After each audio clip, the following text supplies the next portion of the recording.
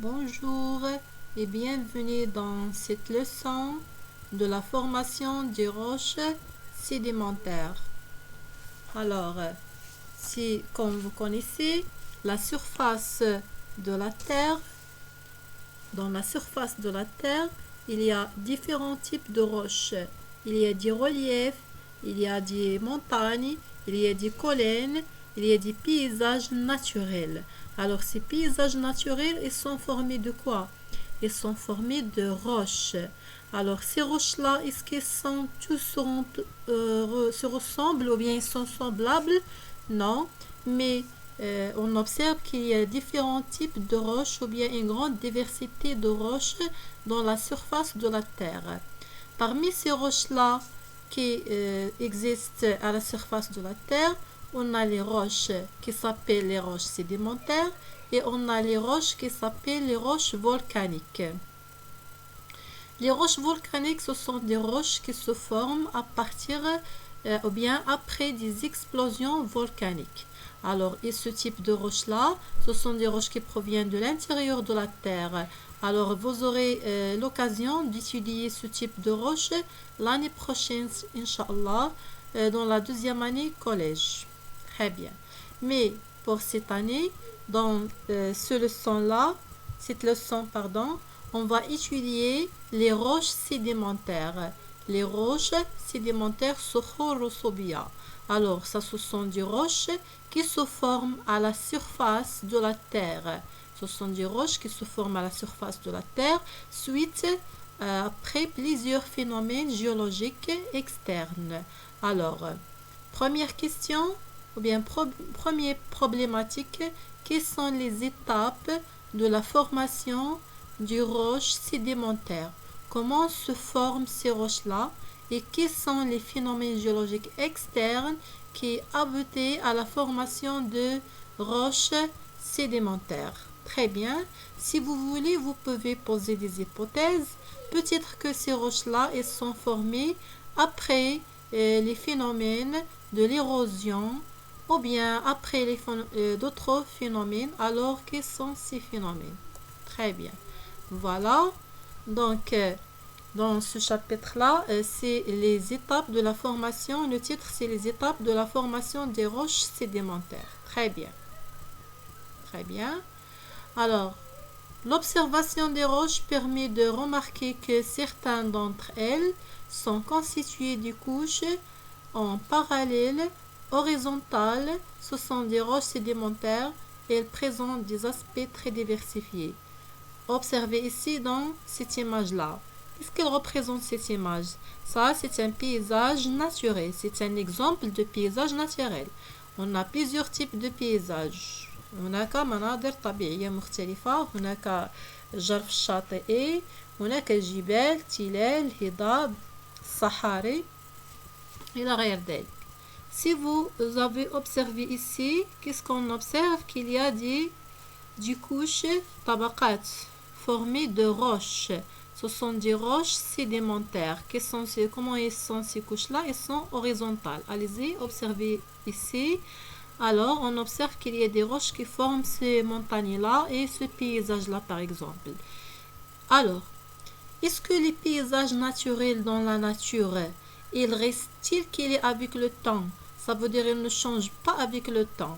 Ça veut dire après 100 millions d'années ou bien après 10 000 millions d'années ou bien est-ce qu'avec le temps géologique, les montagnes, ils restent-ils qu'ils est ou bien ils ne changent pas? Non, vraiment, les paysages naturels dans la nature, ils changent. Qu'est-ce qui change dans ces paysages-là? La forme, la couleur, ou bien on peut observer l'apparition des fissures ou bien des cassures dans ces paysages-là. Très bien. Alors, on a déjà posé la question. Alors, comment se forment les roches sédimentaires? Premièrement, ces roches-là, elles sont formées après plusieurs phénomènes. Quels sont ces phénomènes? On a premièrement l'érosion. L'érosion. Alors, pour savoir c'est quoi l'érosion, quelle est la définition de le phénomène de l'érosion, donc on va voir L'influence de l'érosion sur le paysage géologique. Comment l'érosion agit sur les paysages naturels. Prenez par exemple ici, qu'est-ce qu'on observe dans ces images-là?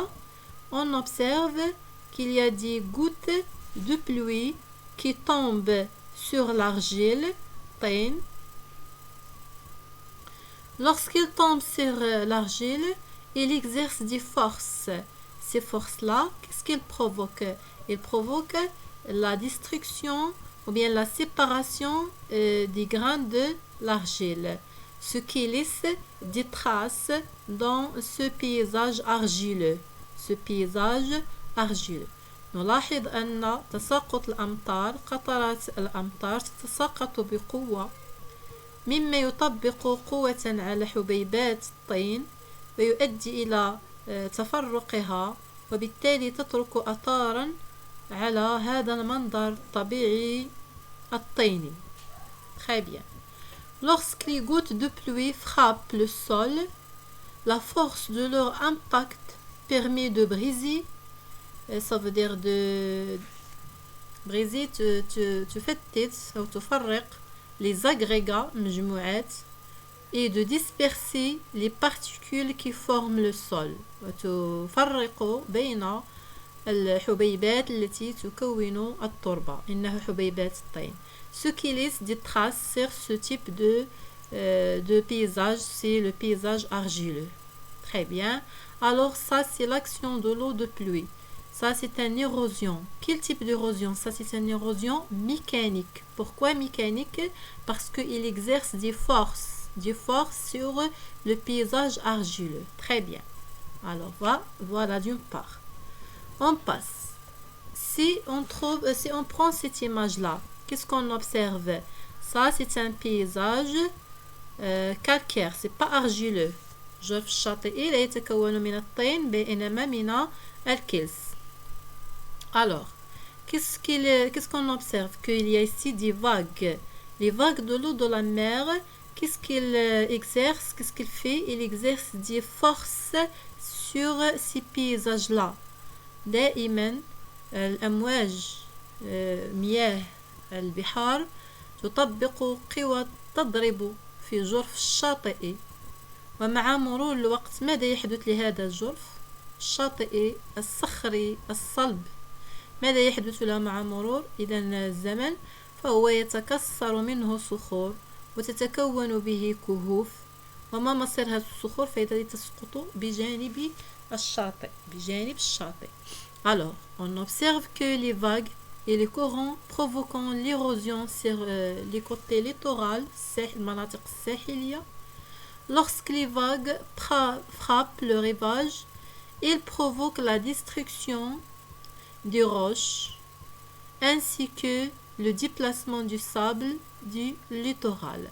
Alors, les vagues de la mer, les courants de l'eau de la mer, ils exercent des forces sur les paysages argileux, ce qui provoque la destruction, la dégradation d'une partie de ce paysage-là et ainsi ce qui aboutit à la modification, bien des modifications de ce paysage-là. Alors, comment s'appellent ces modifications-là? C'est l'érosion. Quel type d'érosion? Érosion mécanique, parce qu'il résulte aussi des forces ou bien des actions des forces de vague. Très bien. Prenez l'autre exemple. Qu'est-ce qu'on observe ici dans ces roches-là? Ces roches de grande taille, par exemple des roches dans les montagnes. Est-ce que ce sont des roches de calcaire, طينية? Non, mais ce sont des roches est-ce que ce sont des roches d'argile? Non, mais ce sont des roches de calcaire. Qu'est-ce qu'on observe dans ces roches-là? Il y a des fissures, il y a des cassures dans ces roches-là. D'où viennent ces cassures-là? Ils sont formés grâce à quoi? Ou bien après quel phénomène? Alors, après l'augmentation de la température et la diminution de la température. Comment? Les changements climatiques entre le jour et la nuit et entre les saisons. Par exemple, dans les montagnes et les hautes montagnes comme au Camden, lorsque la température diminue pendant les périodes climatiques, alors qu'est-ce qui se passe pour l'eau? Il devient se forme solide, gelé, ou bien se forme solide. Alors l'eau elle entre dans les fissures يدخل الماء في هذه الكسور et se solidifie. Il devient solide. Lorsqu'il devient solide, il exerce des forces sur les roches. يطبق قوى على الصخور. Mais lorsque la température augmente après, qu'est-ce qui se passe pour l'eau? Il se transforme de l'état solide à l'état liquide. Et qu'est-ce qu'il laisse à sa place? Il laisse des fissures ou bien des cassures. Très bien. Alors ça, c'est quel type d'érosion? Aussi, c'est une érosion mécanique. Très bien.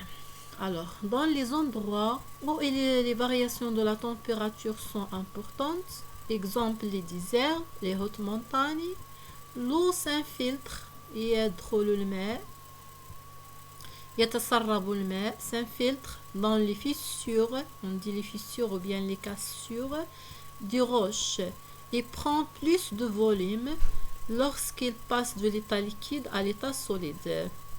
Il devient sous forme de gelée ou bien il devient solide. Quand la température augmente du gel, l'eau passe à l'état liquide. Ces variations de température provoquant la destruction des roches. Très bien. Alors ça, c'est un autre type, bien un autre agent d'érosion. Quelle érosion? Toujours, c'est l'érosion mécanique. Très bien. Allez-y, si vous avez compris, on passe. Maintenant, si vous voyez ici, aussi, ça c'est un paysage naturel qui est changé grâce à quoi? On observe ici que la taille de ces roches-mères, la roche-mère Sakhra al-Om, dans la base, comment il devient, l'épaisseur il est diminuée ici, il devient mince, alors que la taille ici, ou bien, elle reste importante. Alors, pourquoi il diminue à ce niveau-là, ou bien à la base? Grâce à quoi? Si vous avez observé, ça c'est un milieu saharien. Dans les milieux désertiques ou bien sahariens, on sait bien qu'il y a toujours le vent. Le vent, qu'est-ce qu'il porte? Il porte des particules de sable. Les particules de sable, toujours, il frappe dans les obstacles. Il frappe ces roches-là. Toujours, toujours, toujours. Et avec le temps, qu'est-ce qui se passe? Et il y a des destructions de ces roches-là, ce qui diminue leur taille. Alors, ça, c'est une érosion provoquée par quoi? Par des forces exercées par le vent. Alors aussi, ça, c'est une érosion mécanique. L'érosion éolienne attaque les roches en enlevant les particules ou en polissant la surface. Elle est d'autant plus efficace que les obstacles sont inexistants et que le vent est puissant. Régulière et chargée de poussière. Alors, ça aussi, c'est une érosion mécanique provoquée par le vent. Très bien. Alors, si vous avez compris, comme récapitulation, on a étudié l'impact ou bien l'influence de l'érosion sur le paysage argileux. Ça, c'est l'érosion mécanique provoquée par les forces des eaux de pluie. Et après, ça, c'est une érosion aussi mécanique sur les paysages. Cette fois-ci, c'est pas argileux, mais de calcaire, provoqué par les forces des vagues. Et ça, c'est un type d'érosion aussi mécanique exercée par les variations de la température. Ça, c'est une érosion aussi mécanique qui attaque les roches calcaires après les forces exercées par le vent. Alors, si vous avez compris la première partie, on passe à un exercice d'application. Alors, le document suivant représente l'impact تأثير les vagues de la mer sur les côtes rocheuses ou bien comment s'appelle ces côtes-là ou bien هذا الجرف, la falaise. Alors, qu'est-ce qu'on observe ici? La falaise au début et après quelques temps géologiques. Alors, quelle est la différence? On observe qu'avec le temps, il y a des modifications sur ce paysage-là. Tel qu'on a observé qu'il y a une distraction de la partie de ce falaise-là. Et comment il devient cette partie qui est détruite, il devient sous forme de petites roches et de sable. Alors devient ce sable-là après l'érosion de falaise, une partie de ce falaise-là. Quel type d'érosion? C'est l'érosion mécanique. Provoquée par quoi? Par les forces des courants d'eau ou bien les vagues de la mer. Comparez l'état de la falaise de la figure A avec son état dans la figure B. Alors on remarque que la falaise a reculé et l'enfondrement du débris de roches et de sable, des particules de roche et de sable. Déterminer les produits ou bien les résultats de la collision entre les vagues et les falaises. Alors la falaise, la collision des vagues, la collision est tasadum. Les vagues avec la falaise provoquent la formation des éléments détritiques.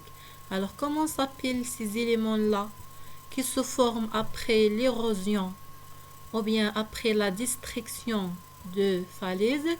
Alors ils s'appellent les produits de l'érosion ou bien ils s'appellent les éléments détritiques. Très bien. Définir l'érosion mécanique alors.